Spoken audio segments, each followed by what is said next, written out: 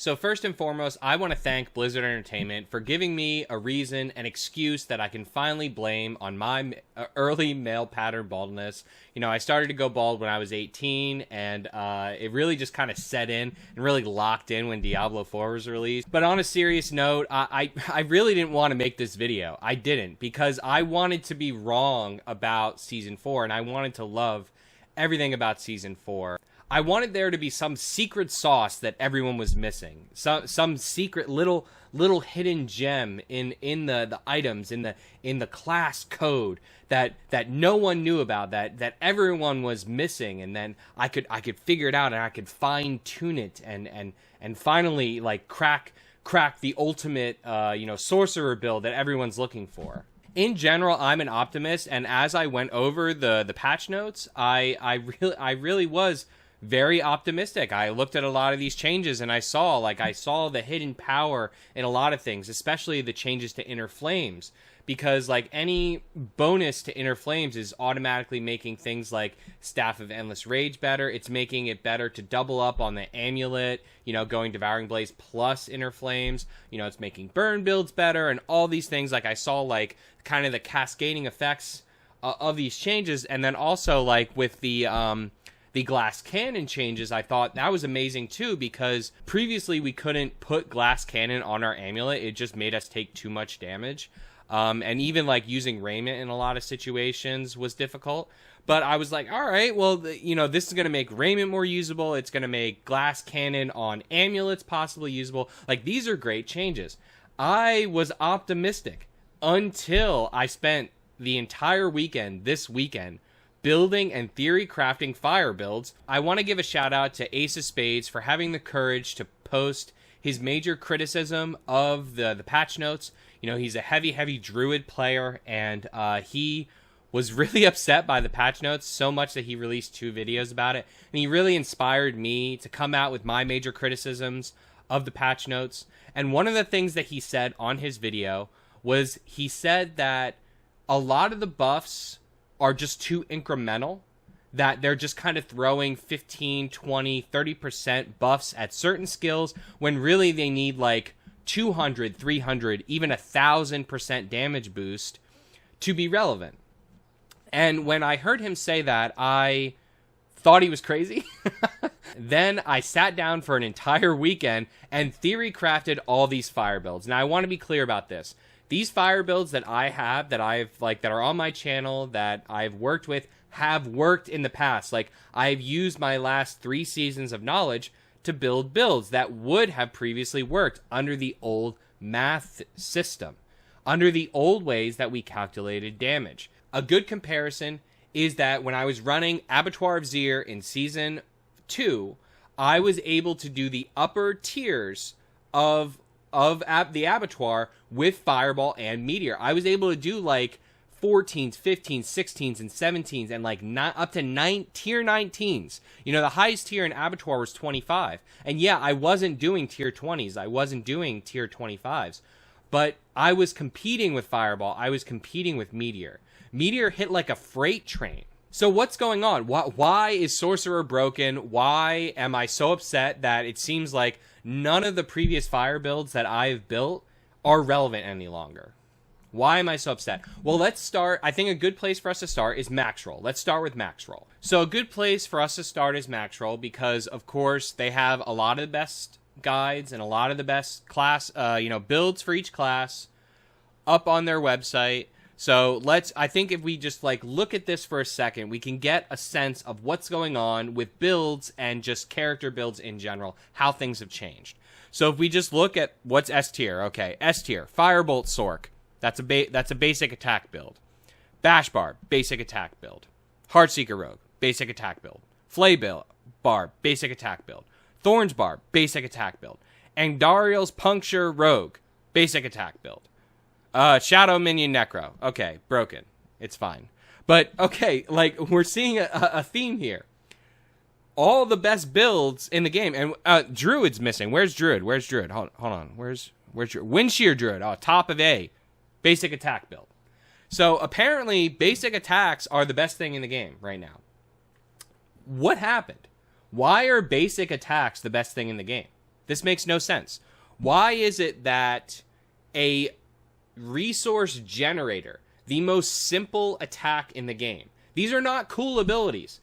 Do you think that the sorcerers like using Firebolt to beat endgame content? Do you think that that's fun, Blizzard? No, this is not fun. No one wants to use a basic attack to beat the game.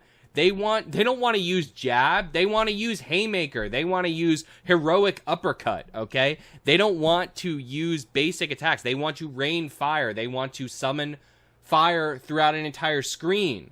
They don't want basic attacks. Why are basic attacks so prevalent? Is it Moonrise? I don't think so. So we're going to look into this. Just some light statistics for you.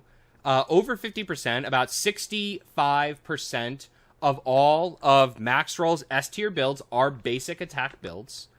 And then 80% of all classes, meaning 4 out of 5, everyone except Necromancer, their top build is currently a basic attack build. What is going on?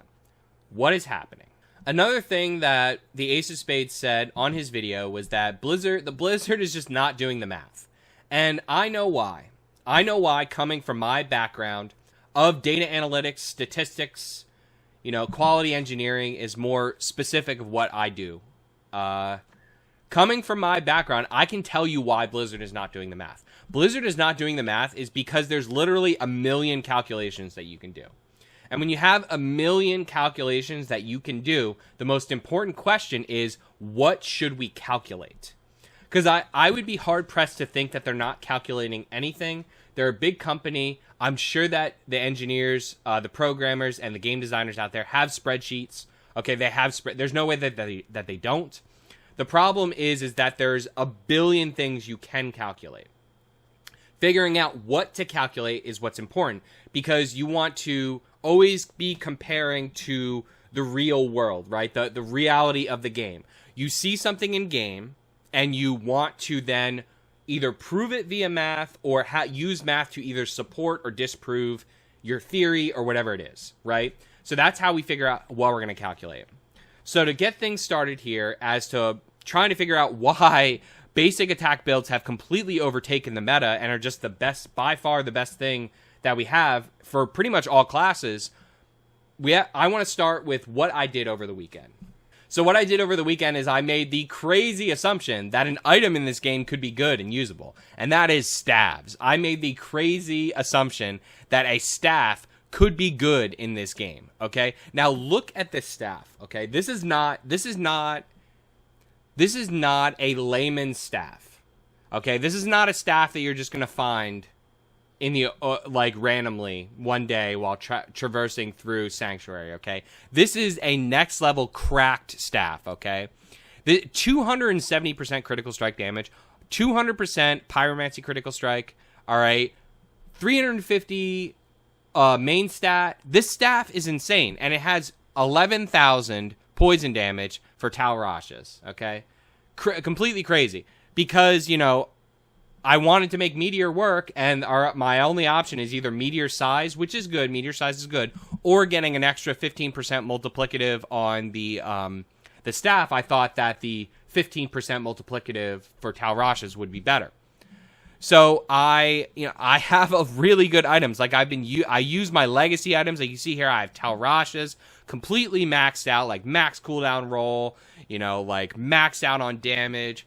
Really, really good Talrashas there. I have like these awesome gloves that have 20% lucky hit on them. So I wanted to make Meteor work. Meteor has an extremely high lucky hit, so I'm thinking, okay, X falls, it's going to be good. Completely cracked items, threw everything in there. I tried the staff just to see if I could make the Meteor Impact, the Meteor Fireball build work that I came out with a few months ago at the beginning of the year. So I just tried to make it work, and it was a struggle. It was really bad. I'm gonna be honest with you. Like I'm currently running, and I'm gonna display like I've been like just throwing in some footage of me playing on my Frozen Orb Sorceress. I've been literally crushing tier 80s in 2 to 3 minutes with Frozen Orb, and I just couldn't even complete a tier 69 a tier 70. I couldn't even do it with these builds. Like, I couldn't even complete it.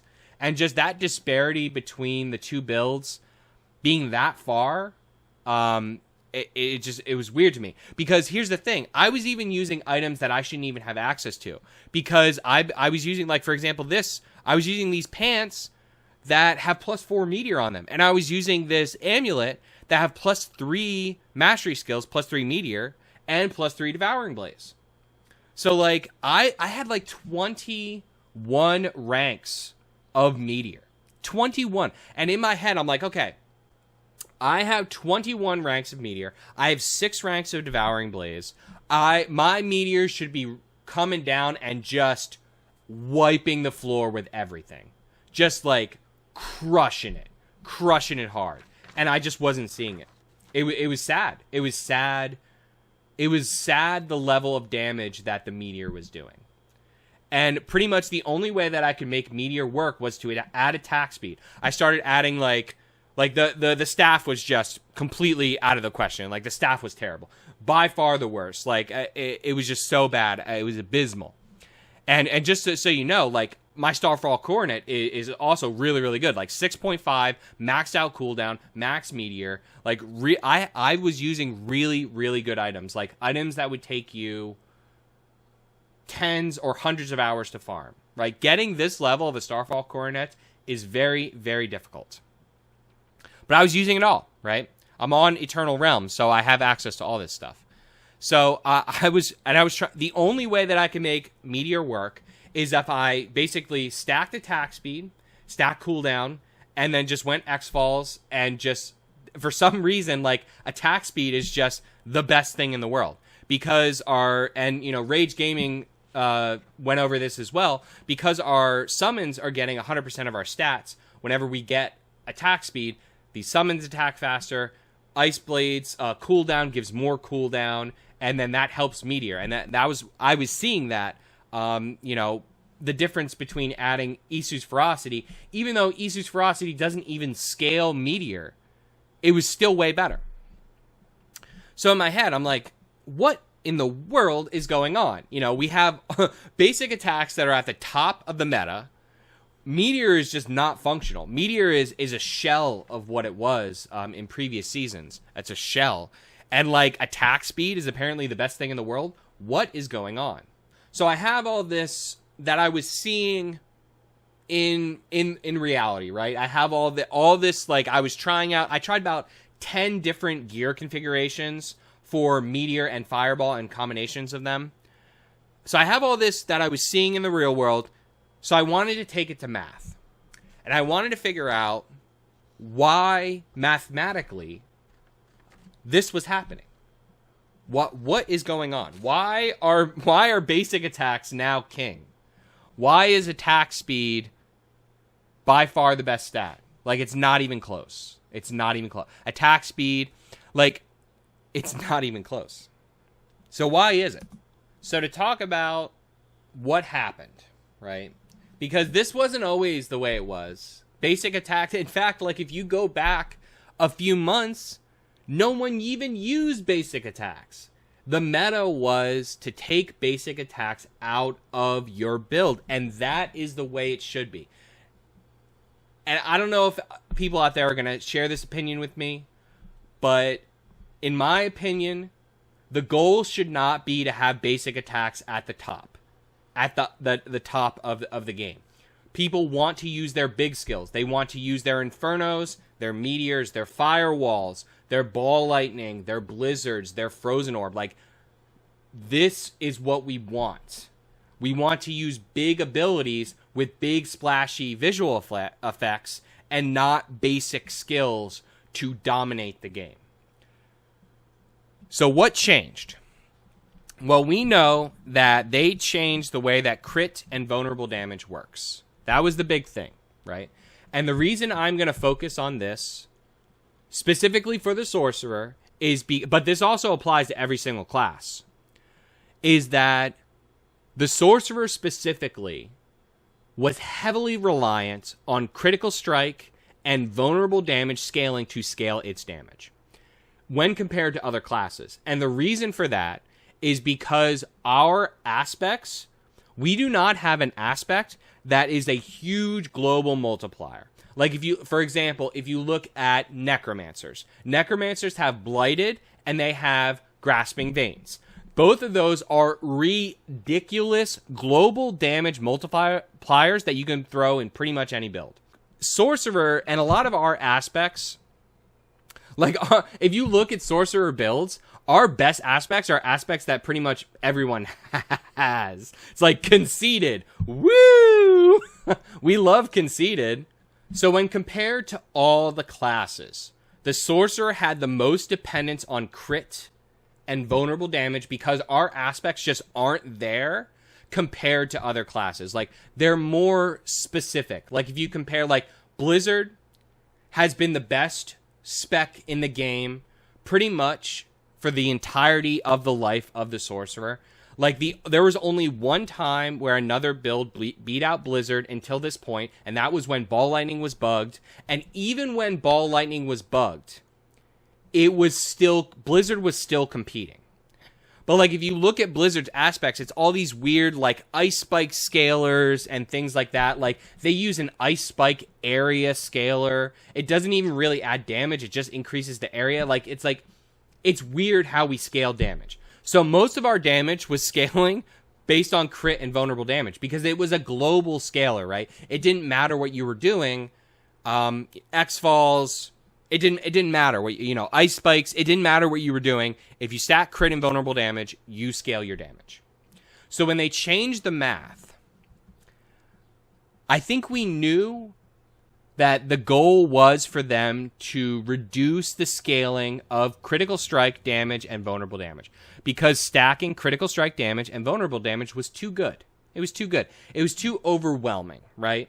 It's like everyone was doing it, so, I guess for the health of the game, which it's so funny that I'm having this discussion because they made this change based on the health of the game, but I think many people would agree that the state of the game is not exactly healthy. So it's just really funny that here we are.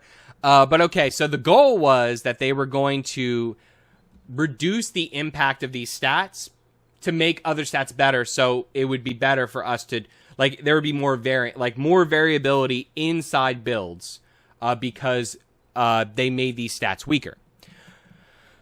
So based on what I saw with my Fire Meteor testing, one of the big things that I saw was just that plus ranks of skills, it just wasn't adding the damage that I expected. I expected there to be to add way more damage when I add plus ranks. Again, I had a level 21 Meteor, and it wasn't hitting hard at all. And I was just like, what's going on? I had like over 1,000% crit. I had 21 ranks of Meteor. I had a 60% on, Tau Rashas, and I had, just every multiplier I could stuff in there. I had 7 Paragon boards, all with multipliers on them, like full glass cannon. Why am I not hitting hard? So I sought out to figure out what, like, was there some hidden nerf to base damage? So that's what I was seeing, right? And then I went to the math to see if I could kind of mathematically prove that that's what's going on. Because, like, we all know that critical strike damage and vulnerable damage was nerfed. But was there an indirect nerf that we weren't considering? Maybe. So let's figure it out.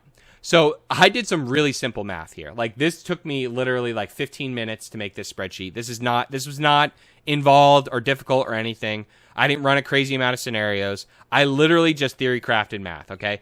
So I'm going to break, it looks busy, but I'm going to break it down. This first block here is the old way that we calculated damage.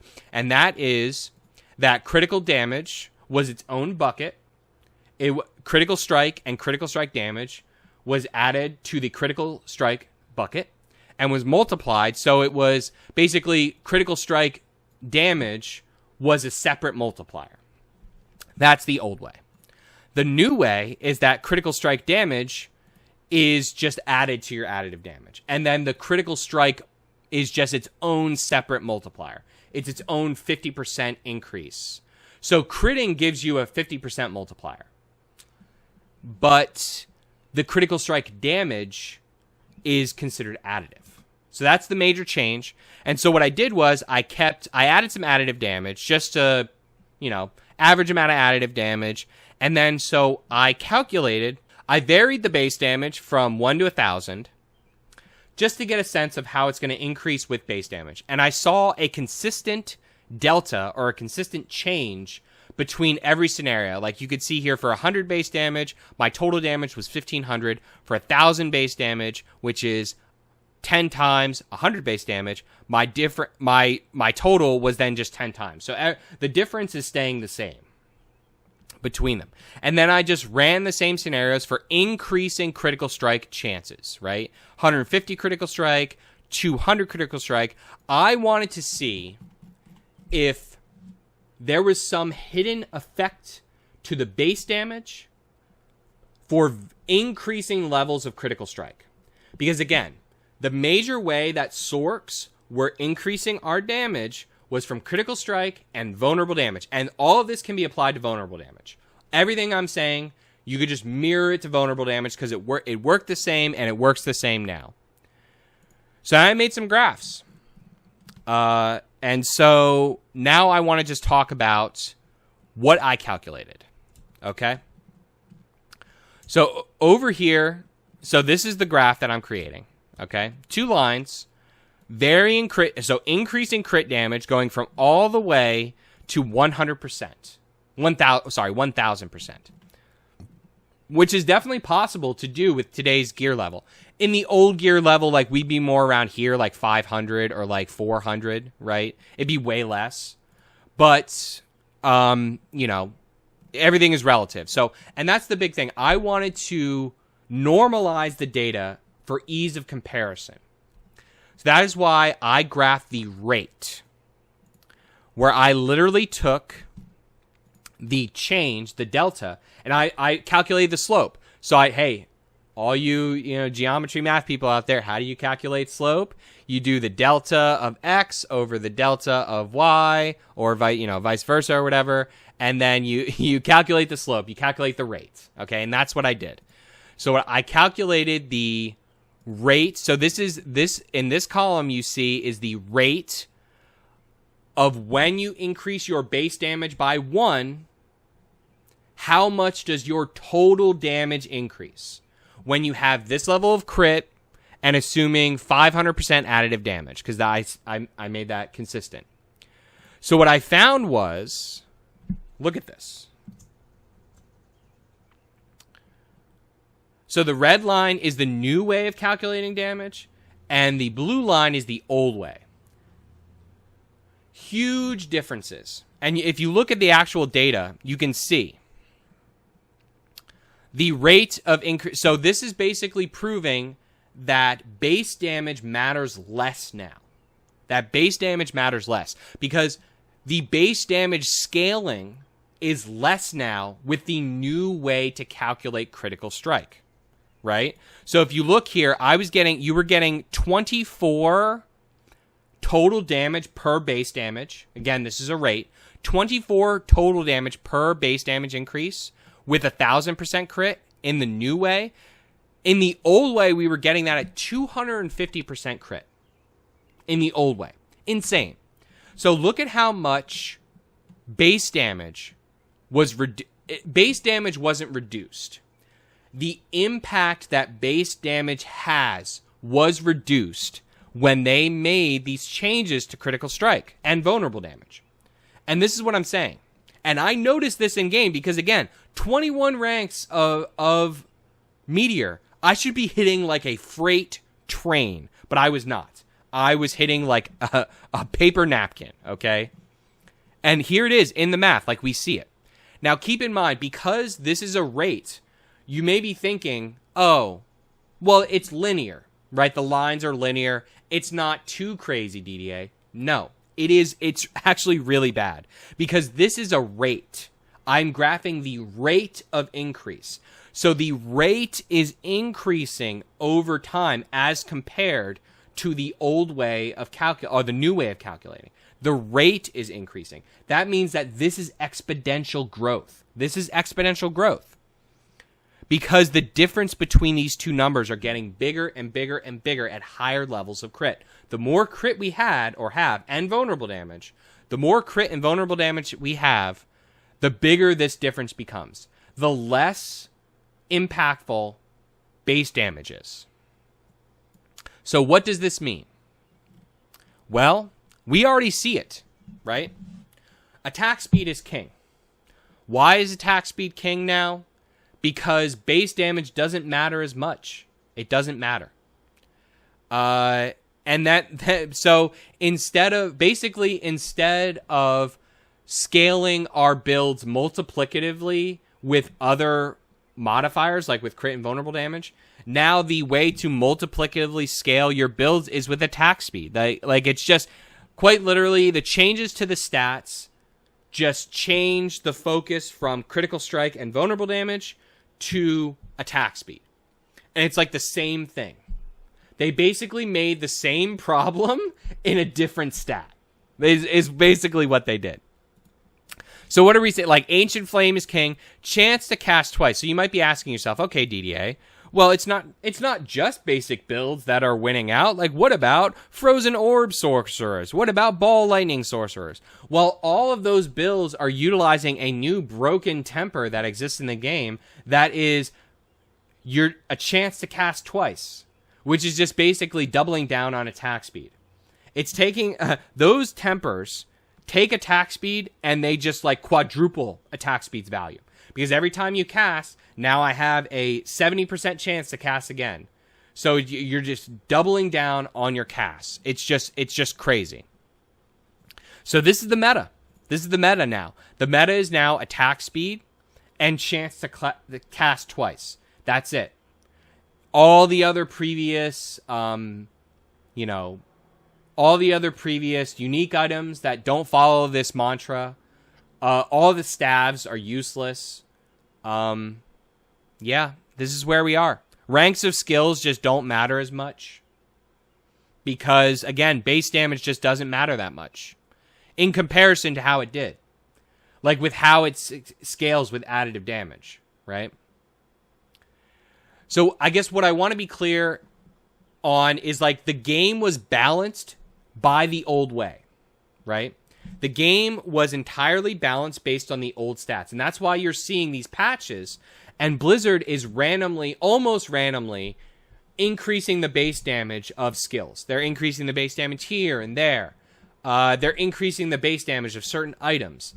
They're buffing the base damage. The reason, and to get back to what Ace of Spades said, where he said, oh, you need like a 200, 300, 400, up to 1,000% increase in base damage for us to even see it. Well, we see that here. Look at this. For under the 1,000% crit, which is, again, where we are right now, about. Like, you can even get more than 1,000% crit, but that's a good way to, like, a good standard. 69 to 24. This is 3 times. We have 3 times we had 3 times the damage per base damage. So, yeah.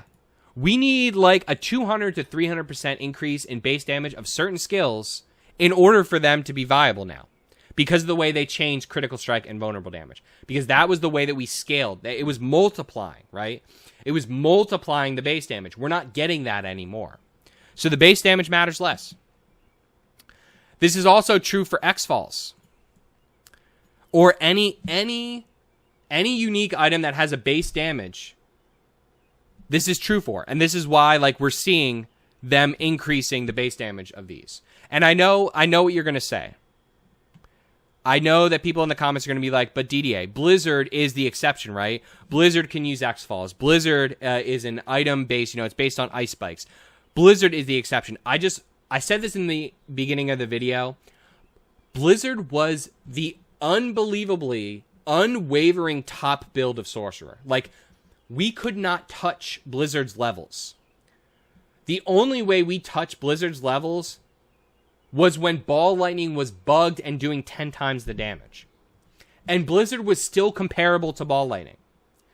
The only thing that has changed was these calculations, and it dropped Blizzard a full tier. Blizzard was at the top of S tier, and now it's like an afterthought in A tier. Why? Because of double casting, because of the king of attack speed.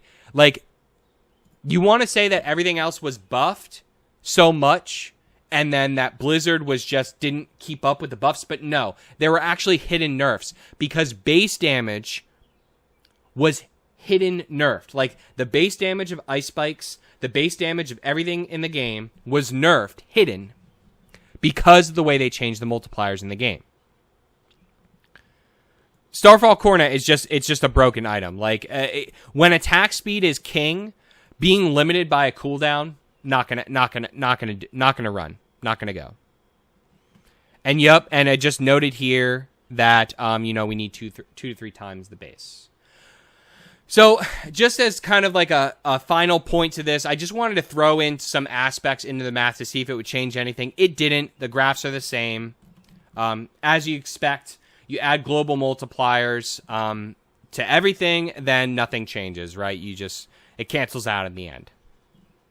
So here's where we are. Like, this is the graph. Rate and change of base damage rate and change of total damage compared to base damage. And this is a rate graph. So even though it's linear, the differences are actually exponential because it's a rate. This is where we are. This is where sorcerers are. So I guess if you want an attack speed meta, if you want everything else to be based on chance to cast, so how can we fix this? How can Blizzard fix this? Blizzard needs to, one, decide whether or not they want this chance to cast extra skills, because look at like the top builds are all chance to cast, like Frozen Orb, chance to cast, Ball Lightning, chance to cast, Blizzard, we talked about it, right? Arc Lash, basic attack, Ice Charge, chance to cast. Like, these are all like the top 10 builds are either attack speed basic attack builds or chance to cast, like bonus chance to cast on the double weapons. Staves are obsolete because of attack speed. Half of the unique items in the game are obsolete because of attack speed. Blizzard, you really traded one problem for one problem here. And so how can you fix this?